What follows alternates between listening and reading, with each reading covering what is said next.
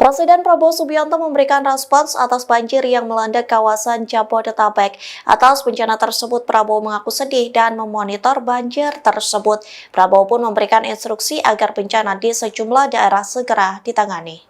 Dikutip dari Kompas.com, hal itu disampaikan Wakil Menteri Pekerjaan Umum Diana Kusumastuti. Ia mengatakan Prabowo sampai sedih melihat banyaknya wilayah yang dilanda banjir. Kepala Kantor Komunikasi Kepresidenan Hasan Nasbi juga mengatakan bahwa Prabowo sudah berkoordinasi dengan Badan Nasional Penanggulangan Bencana. Presiden turut memonitor banjir yang cukup parah di kawasan Bekasi. Di satu sisi, Menko PMK Pratikno mengatakan banjir di Jabodetabek diakibatkan meluapnya beberapa sungai. Sungai-sungai itu meluap karena limpahan air dari kawasan hulu yang juga mengalami kenaikan karena intensitas hujan tinggi di Jawa Barat.